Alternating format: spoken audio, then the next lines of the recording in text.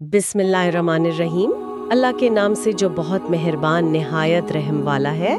आज हम एक बहुत अहम वाक़ये पर बात करने जा रहे हैं, नूह अलैहिस्सलाम की कहानी।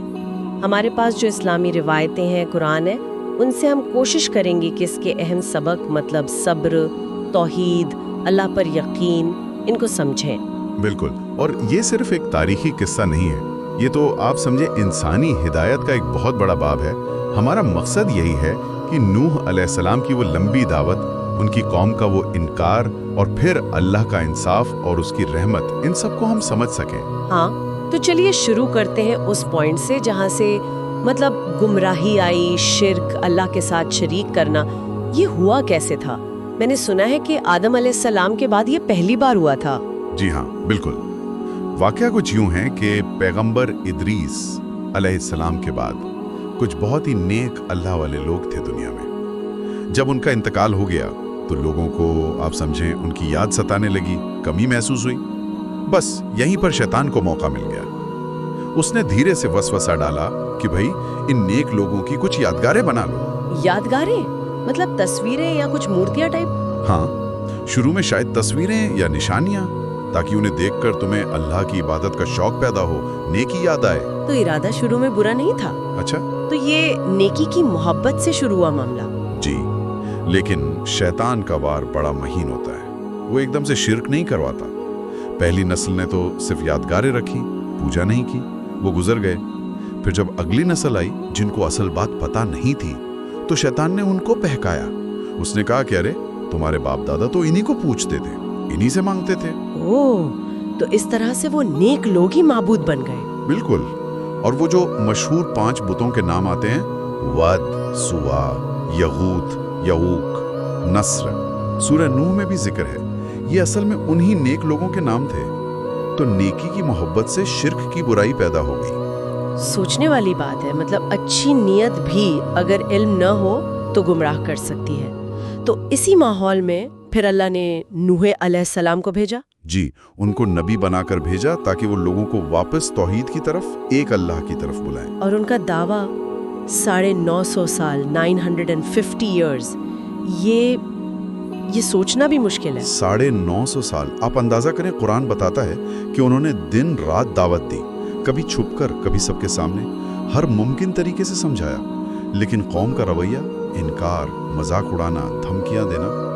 इतने लंबे अरसे तक हिम्मत कैसे बनी रही होगी? ये अल्लाह की खास मदद और तसल्ली थी उनके साथ, वरना ये इंसानी बस की बात नहीं। और नतीजा क्या था? बहुत थोड़े लोग ईमान लाए, और वो भी कौन? ज्यादातर कमजोर, गरीब तबके के लोग। और जो बड़े लोग थे, सरदार, अमीर, उन्होंने क्यों नहीं माना? बात समझ नहीं आई उनको? उनको बात समझ ना आई हो ऐसा नहीं। असल मसला था तकब्बुर, मतलब घमंड। वो कहते थे, अरे तुम तो हम जैसे ही एक बशर हो, कोई फरिश्ता तो हो नहीं। और देखो तो सही, तुम्हारे पीछे चलने वाले कौन हैं? हमारे समाज के सबसे निचले दर्जे के लोग, रजील, जिन्हें वो कहते थे। उनका मानना था कि अगर ये कोई हक बात होती, कोई फायदेमंद चीज होती, तो हम यानी अमीर और सरदार इसे पहले कबूल करते। अच्छा, तो वो अपनी दौलत और रुतबे को सच्चाई का मेयार समझ रहे थे। बिल्कुल, वो हक को दुनियावी तराजू में तौल रहे थे। ये दिखाता है कि सच्चाई अक्सर ताकत वालों को चुभती है, इसलिए वो जल्दी मानते नहीं। सच्चाई का ताल्लुक ईमानदारी से है, दौलत से नहीं। फिर जब कौम ने हद ही कर दी, बिल्कुल मानने को तैयारी नहीं हुए, तब अल्लाह का हुक्म आया।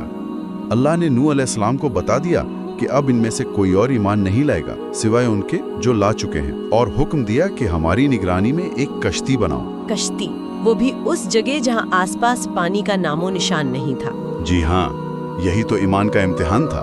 अल्लाह का हुक्म बजा लाना, चाहे वो जाहिरी तौर पर कितना ही अजीब लगे।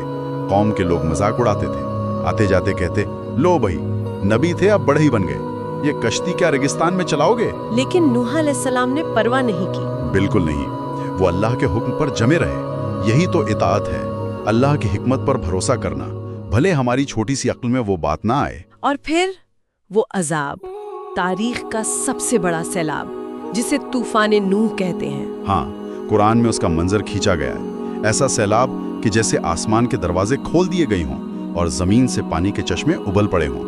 पानी हर तरफ, लहरें इतनी ऊंची जैसे पहाड़ हो। और उस तूफान में सब डूब गए सिवाय कश्ती वालों के।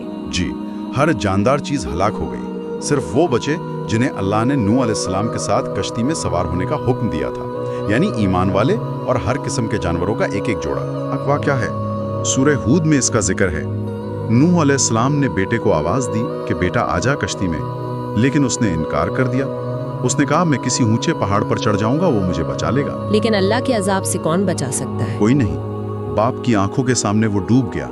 ये वाकया हमें बताता है कि अल्लाह के यहाँ नजात का दारोमदार रिश्तेदारी पर नहीं, ईमान और अमल पर है।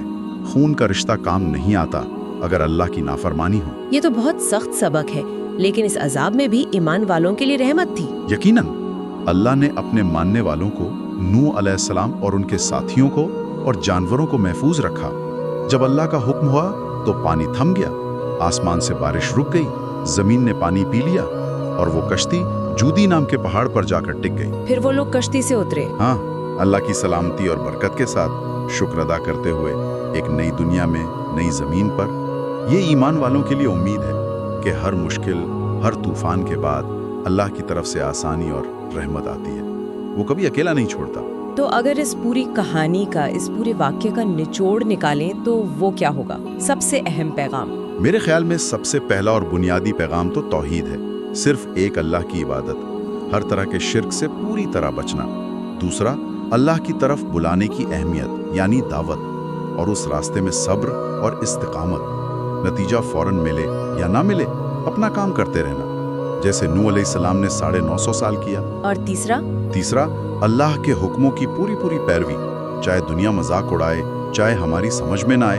अल्लाह पर मुकम्मल भरोसा और ये यकीन कि हक हमेशा गालिब आता है, सच्चाई जिंदा रहती है, भली मानने वाले थोड़े ही क्यों ना हो। बिल्कुल सही कहा आपने।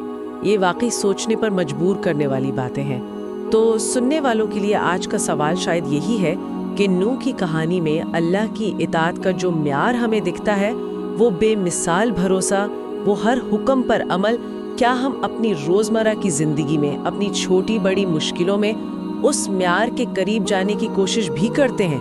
अल्लाह की रजा असल में है क्या हमारे लिए? उम्मीद है इस बातचीत से हम सबको कुछ सीखने और गौर करने का मौका मिला होगा।